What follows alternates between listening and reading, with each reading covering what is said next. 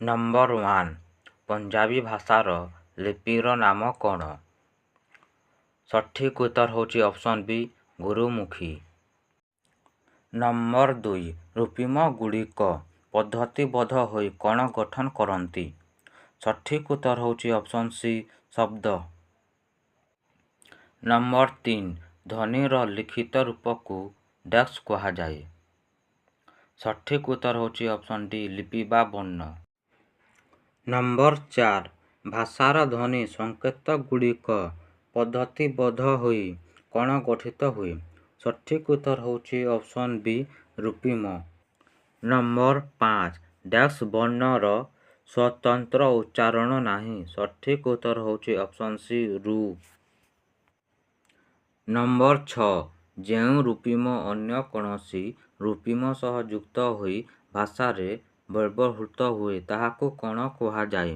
ସଠିକ୍ ଉତ୍ତର ହେଉଛି ଅପସନ୍ ଏ ବଦ୍ଧ ରୂପିମ।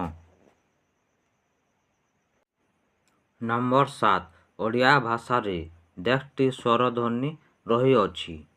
ସଠିକ୍ ଉତ୍ତର ହେଉଛି ଅପସନ୍ ଡି 8ଟି। ନମ୍ବର 8 ଓଡ଼ିଆରେ ଅନୁନାସିକ ବର୍ଣ୍ଣ ସଂଖ୍ୟା କେତେ? ସଠିକ୍ ଉତ୍ତର ହେଉଛି ଅପସନ୍ ବି 5ଟି। ନମ୍ବର 9 ଯେଉଁ ରୂପିମ ଅନ୍ୟ କୌଣସି ରୂପିମର ବିନା ସାହାଯ୍ୟରେ ବ୍ୟବହୃତ ହୋଇପାରେ ତାହାକୁ କ'ଣ କୁହାଯାଏ? ସଠିକ୍ ଉତ୍ତର ହେଉଛି ଅପସନ୍ ସି ମୁକ୍ତ ରୂପିମ। ନମ୍ବର 10 କେଉଁ ବର୍ଣ୍ଣକୁ ଉପବର୍ଣ୍ଣ କୁହାଯାଏ? ସଠିକ୍ ଉତ୍ତର ହେଉଛି ଅପସନ୍ ଡି ଡ଼ ଢ। ନମ୍ବର 11 ଭାଷାରେ ସର୍ବନିମ୍ନ ଅର୍ଥଯୁକ୍ତ ଏକକକୁ କ'ଣ କୁହାଯାଏ? ସଠିକ୍ ଉତ୍ତର ହେଉଛି ଅପସନ୍ ଏ ରୂପିମ। ନମ୍ବର 12 ଅବର୍ଗୀୟ ବ୍ୟଞ୍ଜନର କେଉଁ ବର୍ଣ୍ଣଟି ଓଡ଼ିଆ ଭାଷାରେ ଯୁକ୍ତାକ୍ଷର? ସଠିକ୍ ଉତ୍ତର ହେଉଛି ଅପସନ୍ ବି କ୍ଷ। 13 ନମ୍ବର ଫଳା କାହାକୁ କହନ୍ତି? ସଠିକ୍ ଉତ୍ତର ହେଉଛି ଅପସନ୍ ସି ବ୍ୟଞ୍ଜନ ବର୍ଣ୍ଣର ସଂକ୍ଷିପ୍ତ ରୂପ।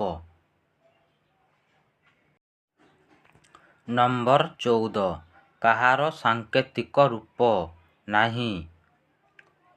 ସଠିକ୍ ଉତ୍ତର ହେଉଛି ଅପସନ୍ ଡି ଅ। ନମ୍ବର 15 ମାତ୍ରା କାହାକୁ କହନ୍ତି? ସଠିକ୍ ଉତ୍ତର ହେଉଛି ଅପସନ୍ ସି ସ୍ୱରବର୍ଣ୍ଣଗୁଡ଼ିକର ସାଙ୍କେତିକ ରୂପ। ନମ୍ବର 16 ଓଡ଼ିଆରେ କେତୋଟି ସ୍ୱରବର୍ଣ୍ଣ ଓ ବ୍ୟଞ୍ଜନ ବର୍ଣ୍ଣ ଅଛି? ସଠିକ୍ ଉତ୍ତର ହେଉଛି ଅପସନ୍ ବି 11ଟି ଓ 39ଟି। ନମ୍ବର 17 ଓଡ଼ିଆରେ ସର୍ବମୋଟ ବର୍ଣ୍ଣ ସଂଖ୍ୟା ଡ୍ୟାସ୍। ସଠିକ୍ ଉତ୍ତର ହେଉଛି ଅପସନ୍ ସି 50। ନମ୍ବର 18 ସ୍ୱରବର୍ଣ୍ଣ ଗୁଡ଼ିକର ସାଙ୍କେତିକ ରୂପକୁ ଡ୍ୟାସ୍ କୁହାଯାଏ। ସଠିକ୍ ଉତ୍ତର ହେଉଛି ଅପସନ୍ ଏ ମାତ୍ରା। ନମ୍ବର 19 ବର୍ଗୀୟ ବ୍ୟଞ୍ଜନରେ କେତୋଟି ବର୍ଗୀୟ ବର୍ଣ୍ଣ ଅଛି? ସଠିକ୍ ଉତ୍ତର ହେଉଛି ଅପସନ୍ ଏ 25ଟି। ନମ୍ବର 20 ଅବର୍ଗୀୟ ବ୍ୟଞ୍ଜନରେ କେତୋଟି ବର୍ଣ୍ଣ ଓଡ଼ିଆ ଭାଷାରେ ବ୍ୟବହୃତ ହୁଏ? ସଠିକ୍ ଉତ୍ତର ହେଉଛି ଅପସନ୍ ଡି 14ଟି। ହେଲୋ ସାଙ୍ଗମାନେ, please subscribe your channel, like and share, comment.